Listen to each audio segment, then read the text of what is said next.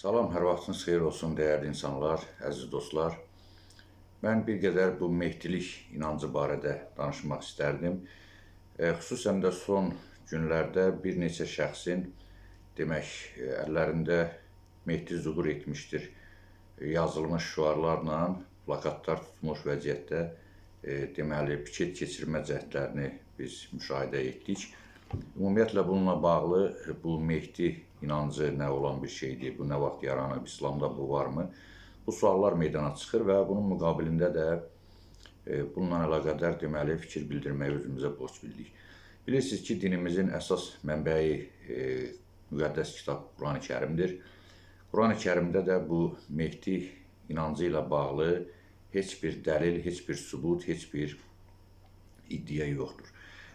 Bir şey əvvəlcə qeyd etmək istərdim ki, bu mehdiçilik iddiasında olanlar və yaxud da bu Mehdi imamət məsələsini önə sürüb əsas bir vacib doktrina kimi, nübüvvət kimi, peyğəmbərlik kimi imamətin də önəmli bir ideoloji məsələ, İslamın sütunlarından biri olduğunu önə sürənlər bununla bağlı müxtəlif hədislərə, Qurandan qeyri, Peyğəmbərdən təqribən 200-300 il sonra meydana çıxmış bəzi rəvayətlərə istinad edirlər ki, bu qətiyyən doğru deyil. Çünki həmin iddiada olanlar imamətin hətta nübüvvətdən də üstün olan bir əhəmiyyətə malik məsələ olduğunu önə sürürlər ki, bir sözlə Allahdan sonra sanki yeryüzünün sahibi, göyün sahibi, ahirəti bölən, tənzimləyən, ruzu verən və s. idarə edən bu imamlardır. Yəni, imamlar nə mənada? İmamət doktrinasını mənimsəmiş insanların tərənnüm etdiyi imamətdən söhbət gedir. Yoxsa ümumiyyətlə İslamda imamət anlayışı var. Yəni, imam lider deməkdir. Siyasi liderlərə, dini liderlərə də o vaxtı deyilibdir. İndiki lider sözü orta əsrlərdə imam sözü ilə əvəz olunub. Ancaq bu imam sözünü müxtəlif bir qrup, Sasani imperiyası yıxılandan sonra Fars şubiyyəsinin nəzəriyyəsi olaraq yaratdılar, qurdular, bunu təkmilləşdirdilər və həmin o Sasani ideologiyasını İslamın daxilində əmələ gətirdilər və Peyğəmbər soyundan olan şəxsləri də bu ideologiyaya alət qalxan edərək ki, insanları daha çox cəlb etsinlər, müsəlmanların diqqətini daha çox cəlb etsin və insanlar buna inansınlar. Təbii ki, imam olaraq bir farsı və yaxud da bir ərəbi, qeyri bir şəxsi götürüb tərənnüm etsəydilər, müsəlmanlar ona o qədər də etimad göstərməzdi. Ancaq Əhl-i Beyt nümayəndələrindən bunu seçməkdə məqsəd insanların zənnini yanıltmaqdır.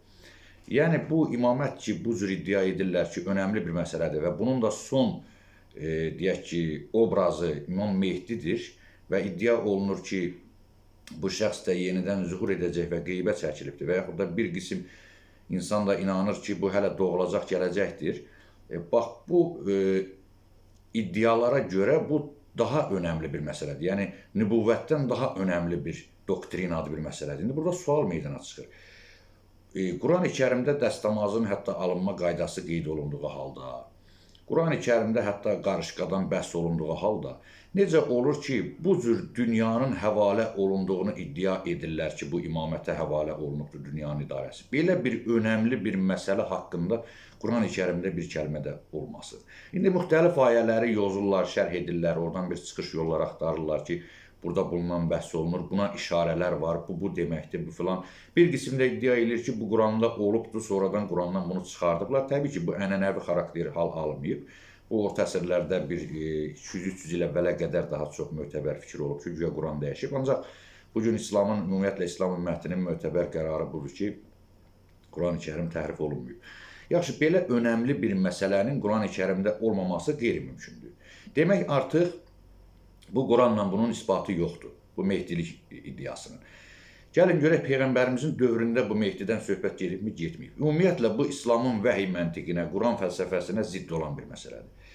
İslam ənənəsinə, Quran-ı Kərimə görə Mehdi Həzrət Muhammed Salavatullahdır. Mehdi hidayət olunmuş deməkdir. Allah Teala əmin ləqəbli Həzrət Peyğəmbərə peyğəmbərlik ona görə verdi ki, o öz qövmü arasında ən seçilmiş, əmin olan bir şəxsidir, hidayət olmuş bir şəxsidir. Buna da Mehdi deyirlər. Mehdi bu deməkdir. Bəli, bundan sonra artıq Peyğəmbər bütün funksiyasını həyata keçirdi, Quran da son kamil kitab olaraq gəldi, nazil oldu, bitdi. Və ümumbəşəri bir din olaraq İslam dini bəyənilib seçildi. Ancaq sonradan müxtəlif insanlar Əski təhrif olunmuş səmavi dinlərdən müxtəlif detallar götürdülər. Xristianlardan İsa'nın zühur etməsini, Yahudilərdən Meşah deyirlər də bu, onlarda da belə bir inanc sistemi var ki, Mehdi kimi yaxud da ki bir sonuncu peyğəmbər kimi deməli bu zühur edəcəkdir haçansa.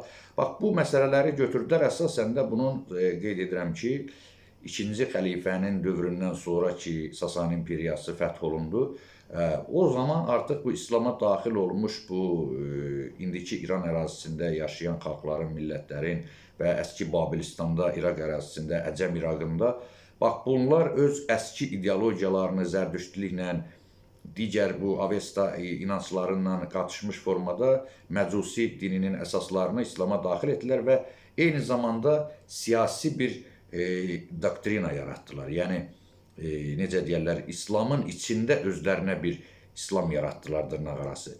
Bax, bu ideologiyanın da əsaslarından biri Mehdi inancı idi ki, yəni, istənilən zaman bir şəxsi qabağa verib, onu Mehdi adlandırıb, onun, deyək ki, obrazı ətrafında birləşib, öz hərəkatlarını başlasınlar. Demək, məlum məsələdir ki, Əməvilər dövründə bir qədər İslam ümmətində çalxantılar daha çox vüsət alırdı və fəthlər də genişlənmişdi. Şübhəsiz ki, Əməvi rejiminin, necə deyərlər, İslam ənənələrinə uyğun olmayan, ərəb şovinizminə dayanan idarəçilik sistemi vardı və eyni zamanda da əsasən bunlar keçmiş Bizans imperiyasının ərazisində bərqərar olmuşdular. Fəth olunmuş ərazilərdə də Suriya, Iordaniya bu ərazilərdə, indiki İsrail, Fələstin ərazilərində və o ərazidə yaşayan xristianlardan, yəni Bizans qalıqlarından məharətlə istifadə edirlər və eyni zamanda onların dövlət idarəçilik sistemini mənimsəmişdilər. Hətta Əməvilərə qədər, Muaviyyə qədər, məsələn, xəlifələrin təmtəraqlı sarayları, büdcələri, ordu sistemi, gəmi donanması, belə şeylər yoxdur. Bunların hamısını bunlar yəni mənimsədilər Bizansdan, Bizansın idarəçilik sistemindən və eyni zamanda ideologiya və əqidəyə də Bizansın, Roma imperiyasının alimlərinin, savadlı şəxslərinin və eyni zamanda xristian din xadimlərinin böyük təsiri oldu. Yəni, xəlifə Muaviyyənin müşavirinin özü xristian dininə mənsub idi. Onun nəvəsi ondan sonra Yuhanna Əd-Dimaşqi İslama qarşı böyük bir traktatlar yazdı, yəni bir elmi fəlsəfi bir təksib yazdı və ondan sonra da Mötəzilə cərəyanı yarandı və onlar da onun o əqidəsinə qarşı bu Quranın məxluq olub olmaması məsələsini ilk dəfə bax o atmışdı ortaya, Yuhanna Dimaşqi. Və ondan sonra bu ideologiyalar yarandı və nəhayət insanlarda əzilmiş müxalifətdə, belə demək mümkünsə də, Əməvilər qarşısında bir ümid pənah yeri axtarmağa başladılar və bu Mehdi inancı buradan meydana gəldi ki, yəni bir təxəyyüldə vardı ki, ola bilər, mümkündür, Həzrət Peyğəmbər də demiş olsun ki, vaxt gələcək ümmətimin əzilən vaxtında, zəifləyən vaxtında bir qaim zuhur eləyəcək, bir Mehdi zuhur eləyəcək. Yəni bir hidayət olunmuş bir şəxs meydana gələcək, bu şəxs deyək ki, bu vəziyyətdən insanları çıxardacaq və yaxud da ki, sonraki Əhl-i Beyt imamlarının indi hədislərini gətirirlər ki, bizim qaimimiz gələndə belə olacaq, bizim qaimimiz. Qaim nədir? Ayağa qalxan, ayağa qaldıran. Bunlar hamısı Əməvi xilafətinin dövründə bir ümid yeri kimi meydana gəlmiş məsələlərdir. Hər məzhəbin bu dəqiqə öz Mehdisi var. Yəni, vahid bir Mehdi inancı yoxdur İslamda. Bu da onu göstərir ki, bu Qurandan qaynaqlanmır. Bu, kənardan daxil olma bir məsələdir. Məsələn, mən burada sizə nümunələr verə bilərəm ki, 250 il, 300 il sonraya qədər Mehdi haqqında heç bir fikir olmayıbdır. Məsələn, Quranda dedik yoxdur. Qurandan sonraki ən qədim qaynaqlar var. Məsələn, tarix kitabları var, tarixi mənbələr var. Tutaq ki, İbn-i Hişam, İbn-i İshaqın sirə əsərləri və başqaları. Eyni zamanda hədis mənbələri var, fiqh hədis mənbələri var ki, ən qədim, ən əski, yəni bu ənənəvi olan məzhəblərin qəbul etdiyi hədis mənbələrindən 200 il əvvəl yazılmış. Məsələn, Mədinədə yaşamış İmam Malik bin Ənəsin Muvatta kitabı var ki, hədislər kompleksidir. Burada eyni zamanda fiqhi hökmləri ihtiva edir özündə. Orada bir kəlmə də Mehdi haqqında, ümumiyyətlə o mövzudan söhbət getmir. O fikir əqidə haqqında bir bəhs olunmur. Və yaxud da ondan bir qədər əvvəl yazılmış İmam Əli əleyhissalamın nəvəsi, İmam Zeydin, İmam Hüseynin nəvəsi deyə daha doğrusu. İmam Zeynalabdinin oğlu İmam Zeydin Əl-Müsnəd kitabında, hədislər toplusunda, orada da qətiyyən, təbii ki, əsasən də Əhl-i Beytdən, İmam Əlidən nəql olunmuş hədislər orada qeyd olunur və orada da qətiyyən Mehdi inancına toxunulmur və bu barədə bir söhbət yoxdur. Eyni zamanda ondan bir 50 il, 70 il sonra gələn mənbələrdə də demək, bu Mehdi məsələsinə toxunulur. Tədricən artıq ondan sonraki Hicri 3-cü, 4-cü əsrlərdə yazılmış hədis kitablarında artıq başlanılır bu Mehdi məsələsi genişləndirilməyə. Yavaş-yavaş tədricən bir giriş verilir. Peyğəmbərin adından ki, güya o deyib ki, mənim soyumdan bir Mehdi gələcəkdir, dünyanın axırında ədaləti bərpa eləyəcək filan, belə adı adımdan olacaq, atasının adı atamın adından olacaq. Və bir 50 il, 100 il keçəndən sonra da artıq bunu uydurma hədislərlə daha da genişləndirdilər. Artıq bunu hansısa bir şəxsiyyətə şamil etməyə başladılar. Və siyasi üsyançılar, siyasi müxalifət o dövrün və eyni zamanda etirazçılar və həmçinin Fars şubiyyəsi məharətlə bu məsələdən istifadə edirdi. Eyni zamanda Əməvi xəlifələri də bunda maraqlı idilər ki, müəyyən insanlar elə bir qeyri-müəyyən və mücərrəd bir Mehdi obrazına ümid edərək elə bizim zülmümüzə tab gətirib gözləsinlər də. Onsuz da belə bir şey yoxdur. Yəni, bunlar inansınlar, gözləsinlər ki, haçansa bunların xilaskarı gələcək, bizi devirəcək. Ona görə Əməvilər də bu məsələyə çox toxunmurdular, bu Mehdilik məsələsinə. Və eyni zamanda şubiyyə isə, Fars şubiyyəsi və yaxud da ki, deməli, digər bu mövhumata, xurafata inanan sadəlöv mühafizəkarlar, radikallar bir qədər də. Bunlar əqidə olaraq inanırdılar. Buna yəni həqiqətən səmimi olaraq inanırdılar ki, belə bir şəxs gələcəkdir və bunu gözləyirlər. Və eyni zamanda da bu müxtəlif bu siyasi manevrlər edərək hakimiyyətə gəlmək istəyən qüvvələr, orta əsrlərdə Əməvilər və Abbasilər vaxtında və yaxud da ki, başqa bir iddialarda bulunanlar konkret olaraq insanları alladaraq elə öz rəhbərlərini Mehdi olaraq təqdim edib önə sürürdülər və onun ətrafında birləşib üsyanlara cəhd edirdilər. Məsələn, Muxtar Səqəfi, Həzrət Peyğəmbərin nəvəsi İmam Hüseynin qanını, intiqamını alan bir şəxsdir. Keysaniyyə təriqətinin o banisi hesab olunur və o da özünü calaşdırır Həzrət Əlinin oğlu Məhəmməd Əl-Hənəfiyyəyə. Və onların əqidəsində olan, məzhəbində olan adamlar həmin Məhəmməd Əl-Hənəfiyyəni Mehdi adlandırırlar. Hətta onlar onun Əbu Qubeys dağında qeybə çəkildiyinə inanırlar ki, Məkkədə bu qeybə çəkilibdir, gələcək. İlk Mehdi, konkret Mehdi Həzrət Əlinin oğlu Məhəmməd Hənəfiyyə deyilibdir. Ondan sonra Muxtarın özünə bir qism bölündü bu təriqət, Muxtarın özünə Mehdi dedilər.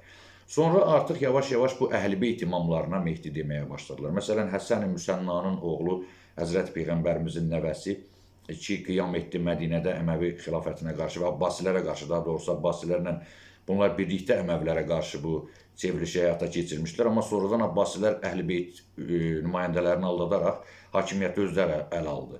Və bunun nəticəsində də Nəfs-ü Zəkiyyənin qiyamı ki, bu Məkkə-Mədinə arasında Abbasilər onları qılıncdan keçirdi. Elə bir Kərbəla da orada meydana gəldi bu sonraki tarixlərdə. Bax, bu məsələlərdə həmin şəxsləri də hətta o üsyan edən liderləri Mehdi adlandırdılar. Yəni, insanlarda bir inanc, bir qədər bir, belə deyək, bu eyni zamanda o dövrdə hələ bu imamət doktrinası bu qədər kompleksləşib, mükəmməlləşməmişdi. Yəni, sadəcə insanlar təsəvvür edirdilər ki, bu Mehdidir. Və Mehdi məsələsi də indiki qədər əhəmiyyət daşımırdı. Yəni, sadəcə bir lider, bir öndər, hidayət olunmuş bir şəxsin öndərliyi və salam. Da buna bir ilahi sifətlər verib böyütməmişlər. Baxmayaraq ki, bunun özü də yanlışdır ki, belə bir Peyğəmbər buyurmuyub, Quranda belə bir məsələ yoxdur. Amma hərçənd ki, indiki qədər bu təkmilləşməmişdir. Sadəcə hidayət olunmuş bir şəxsin arxasında bu insanlar deməli birləşib hansısa bir iddialarda bulunurdular və yaxud da hakimiyyətə qarşı qiyam edirdilər, yaxud da hansısa bir məzhəb cərəyan yaradırdılar. Abbasilər dövründə bu başladı artıq vüsət almağa. Məsələn, müxtəlif bu özlərini Əhl-i Beytə istinad edən, indiki Əhl-i Təşəyyü adlanan bu cərəyanın ki, tərkibində olan çoxsaylı təriqət və məzhəblər var. Bunlar artıq özlərinə bir Əhl-i Beytdən bir şəxs seçib bunu imam adlandırırlar. Təbii ki, onun sağlığında edə bilmirdilər bunu, çünki həmin şəxslər sağlığında bunu inkar edirdi. Çünki Əhl-i Beyt imamları Quranla bir addımlayan insanlardılar. Məsələn, İmam Əlinin özünün də sağlığında, hətta ona nəinki imam, nəinki Mehdi, ona Allah Tanrı demişdilər. Abdullah bin Səbəb, Yəmən əsilli bir yəhudi, deməli, belə bir iddia atmışdı ortaya ki, yəni yəhudilikdə Peyğəmbərlərin seçilmiş soyu var. Yəni, Harun, Musa, deyək ki, bunların qövmü Bəni İsrail, axı bu sizdə niyə yoxdur, olmasın? Və beləliklə belə bir doktrina ortaya atdı ki, sizdə də müsəlmanlıqda da belə deyək ki, olsun elə bu peyğəmbər soyu müqəddəs və bu eyni zamanda şubiyyəyə də sərf eləyirdi ki, onlar da Fars şahlarını Sasani Əhəməni dövründə müqəddəs parlaq hesab edirdilər və onları bir növ bir tanrının təcəssümü hesab edirdilər və onların soyunu da müqəddəs hesab edirdilər. Hətta Nadir Şahın şahlığını sonraki silsilədə niyə qəbul etmədi şubiyyə törəmələri? Çünki Nadir Şaha deyirdilər ki, sən şah oğlu deyilsən, sən yəni şah mütləq şahdan olmalıdır.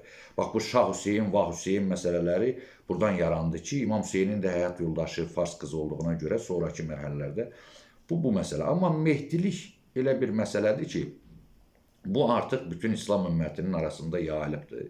Və insanların bir çoxu da bunun mənbəyini, kökünü bilmədiyinə görə buna etiqad, inan bəsləyir.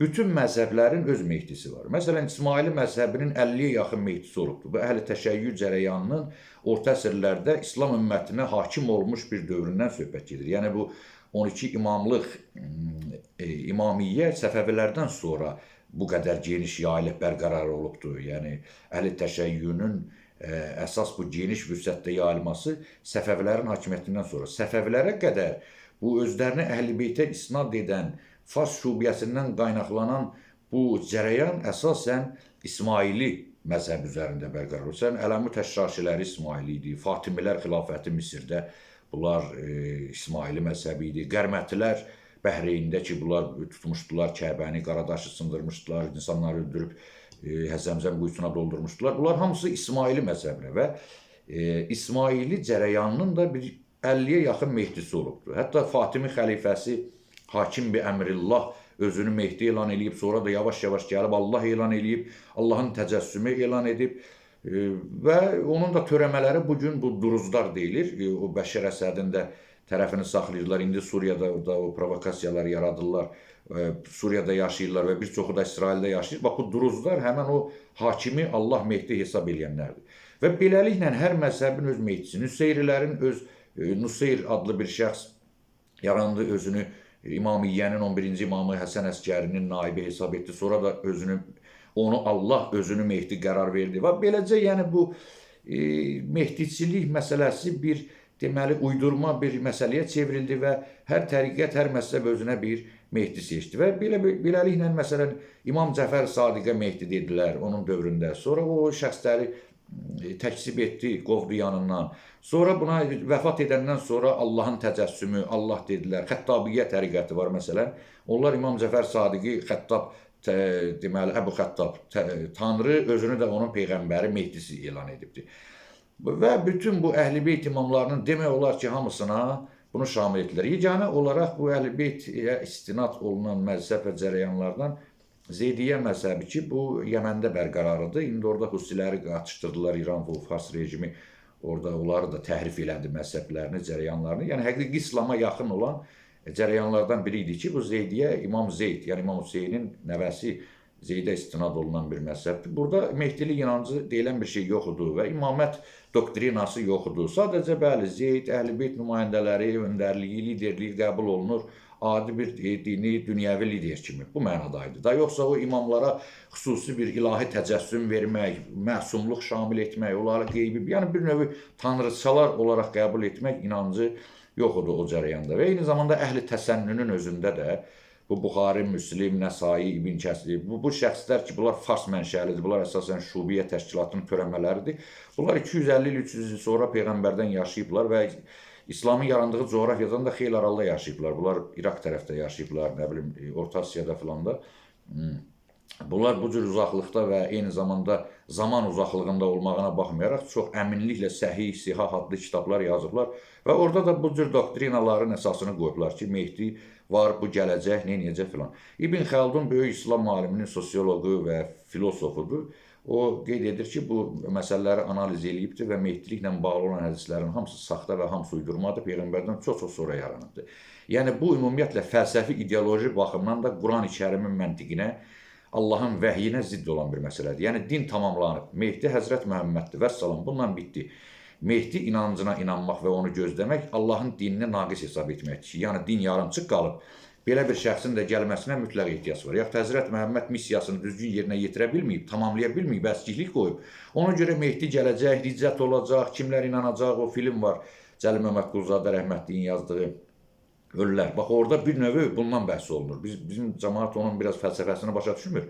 Bunun hamısı, bax, bu Fars şubiyyəsinin ortaya atdığı məsələlərdir ki, Şeyx Nəsrullah orada ölüləri dirildir, güya ki, riccət inancı, riccəti meydana gətirdilər ki, güya, demək, Mehdi gələcək, bu bütün imamları dirildəcək, hamı təzədən diriləcək, bu dünyaya gələcək və Peyğəmbərin həyat yoldaşı Ayşəni, Əbu Bəkri, nə bilim mən, Əməvi xəlifələrini filan dirildəcək, bunların hamısına işgəncə verəcək, bunlara hədd cəzası uygulayacaq və bu cür, deyək ki, əsasən bu Səfəvilər dövründə yazılmış Əllamə Məclisinin, Tusinin, əvvəllər yazılmış Tusinin kitablarında, Kuleynin əsərlərində bu Mehdi obrazına elə bir hədislər şamil olunur ki, insan dəhşətə gəlir. Məsələn, bu İmamiyyənin Mehdisi dən bəhs olunanda qeyd olunur ki, bu gələcək hamilə qadınların qarnını yırtacaq, bu gələcək Quran əzbər bilməyən adamların hamısını öldürəcək, nə bilim mən, bu gələcək bütün dünyanı, ölkələri qılıncdan keçirəcək, hətta deyəcəklər ki, bu Mehdi deyil, yəni Peyğəmbər soyuna məxsus olan adam bu qədər qan tökə bilməz. Bax, bunun hamısı bu mənbələrdə var.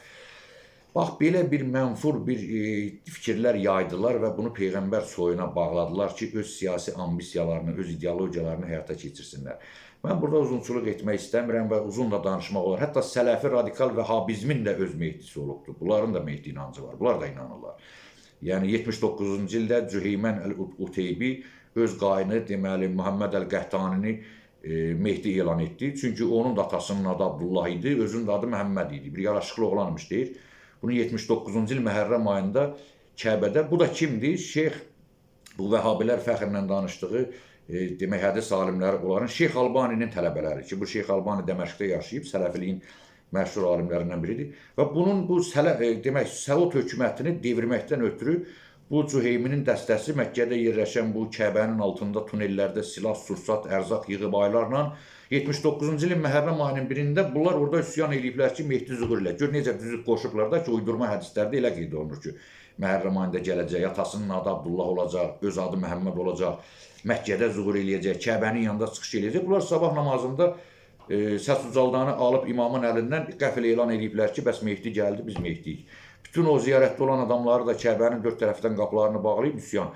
Bunun üçün orada böyük bir müsibətlər, hətta İranda da həmin dövrdə inqilab olduğuna görə bir çoxları da şübhələnib belə təəccüblü qalıb ki, bu ola bilsin İranın barmağı var burada ki, bu Mehdilik inancı əsas bu İranla bağlı. Bax, belə bir ciddi bir problem. Sonra axır nəticədə bunu öhdəsindən gələ bilməyiblər. Bütün Kəbə bombalanıb, minarələrdən bunlar silahlarla atəş açıblar, nə qədər adam ölübdür. Axırda bunu hətta Pakistanın xüsusi təyinatlıları bunları gəlib zərərsizləşdirəməyiblər. Axırı Fransadan Saudiya hökuməti xüsusi təyinatlılar gətirib. Burada ziddiyyət çıxıb ki, axı bu kafir qeyri-müsəlmanın Kəbəyə daxil olması günahdır, haramdır. Bu necə eləyək? İbn Baz adında bir Vəhabi şeyxi vardı, onların sələfi. O fətva imzalayıb ki, bəs yarım saatlıq, 3 saatlıq, nə bilim, o xüsusi lokal əməliyyat ərəfəsində bu fransız, xaçpərəst, xristiyan demək, əskərlərin müsəlman olması mümkündür. Bunlara vərəqdə kəlmə-i şəhadət yazıblar, bunlar bir təhər oxuyub bunu, bir 3-4 saatlıq müsəlman olublar, güya ki, və bunlar deməli daxil olublar, xüsusi təyinatlılar, orada su buraxıblar həmin tunellərə ki, bunların bəlkə də qanını tökmək o qədər də yaxşı deyil, indi Kəbədə qan tökmək haramdır. Və sonra da həmin suya ağır, yüklü cərəyan buraxıblar və bu şəxslər orada həlak olub. Hətta qeyd olunur ki, bu Məhəmməd Əl-Qəhtani orada elə bir şücaətlər, xüsusi əlamətdar hadisələr göstərirmiş ki, nümayiş etdirirmiş ki, insanlar o Kəbədə mühasirədə olan adamlar ona həqiqi Mehdi olduğuna inanmışlar. Məsələn, üstünə atılan qumbaraları götürüb geri atırmış. Axırda təbii ki, o qumbaralardan biri bunun əlində partlayır və özü həlak olur. Və bu, demək, mühasirədə olanlar, özünü Mehdi elan edənlərin tərəfdarları, hətta bunun meydini bir neçə gün orada gizlədirlər ki, qoy öldüyünü heç olmasa bu öz tərəfdarları bilməsinlər, sonra ruhdan düşəcəklər. Təbii ki, axırda bunları Səud hökuməti tutdu və o Cüheymini də doğradılar sonra. Və o bütün 600-dən çox deyəsən onun üsyançı tərəfdarları vardı, onları da doğradılar. Çünki o Səudiyyənin qəbul etdiyi şəriət qaydalarına görə qolları, qıçları çarpaz şəkildə kəsilib, sonra bir edam olunur, deyəsən sonra da yandırırlar.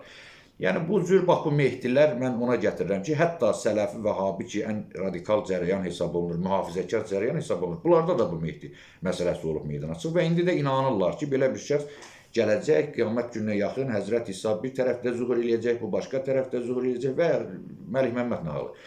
Yəni bu məsələlər İslam dininin kökündə, Qurani-Kərimdə yoxdur və Peyğəmbərdən 250 il sonraya qədər də bu şeylər ümumiyyətlə bunun adı belə tutulmayıb. Bunu qeyd etdim, hardan keçib, necə olub, tədricən əvvəlki dinlərdən, xristianlıqdan, yəhudilikdən, ondan bir İsrailiyyət rəvayətləri götürüblər, bundan bir şey eşidiblər.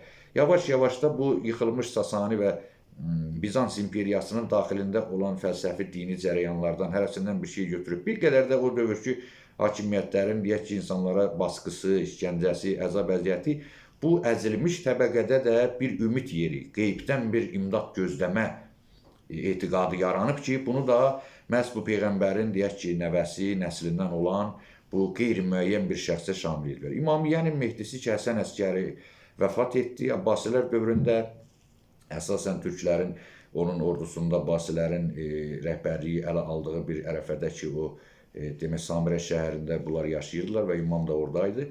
O vəfat etdi və əksər mənbələrə görə də onun övladı yoxdur.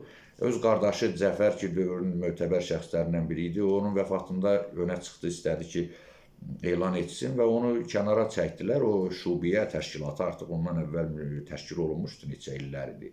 Və bu Əhl-i-Beyt imamlarını da bir növ bu Abbasi və Əməvi zülmünə məruz qoyan həmin o şubiyə idi. Yəni onların adından istifadə edib o qədər qaranlıq işlər görürdülər, təxribatlar törədirdilər ki, bunların da hamısının, bu əməllərin də başı gedirdi bu Əhl-i-Beyt imamlarına çıxırdı. Yəni buna istinad edirdilər ki, elə demək bunu bunlar fətvasını verir.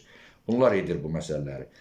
Bax, bu səbəbdən də demək bunlar Mehdi inancını mükəmməlləşdirmək üçün, kökünün kəsilməməsi üçün, davam etməsi üçün ki, bu imamətin axı bir doktrina yaratmışdılar ki, bu da bu vəfat etdi, bunun övladı yoxdur. Bu qardaşı da bunların inancına hörmət bəsləməyən adamdır, yəni bu Cəfər. İndi ona kəzzab deyirlər, yalancı deyirlər. Və bu elan etdi ki, mənim qardaşım sonsuz olub, vəfat edib, Allahın rəhmətinə gedib. Bu cür eyni zamanda bu zəkat, xüms, nəzir, niyaz, bu vergi, sədəqə, belə şeylər bilirsiniz də, bu məsələlər var. Bunların təbii ki, o dövrdə imam sağdır, Əhl-i-Beyt imamı, yəni lider, imam bu mənada. Yəni o imamət doktrinasının prizmasından mən demirəm. Yəni bir dini öndər olaraq, yəni bir din alimi olaraq bu imam vardı və bu insanlar da öz bir müştəhid kimi, bir böyük alim kimi, Peyğəmbər soyunun irsinin davamçısı kimi bu vergilərini buna verirdilər. Və bu vəfat edəndən sonra gördülər, yox, bu vergini cəmaət bu qardaşı Cəfərə gətirib verəcək, biz bundan istifadə edə bilməyəcəyik. Öz bu təşkilatımızı, bu şubiyəni, bu farsizmi genişləndirə bilməyəcəyik. Və nəhayət gedib fikirləşib gəldilər ki, yox, bu imamın başqa bir cariyəsindən, sən demə 4-5 yaşında bir övladı varmış, bunu heç kim bilmirmiş, bu gizlindəymiş və bizim imamımız budur, bu qeybdədir, qeybə çəkilibdir və bu gələcəkdir. Belə. Və bu aralaşdılar, artıq bax bu cərəyanın ətrafında birləşdilər.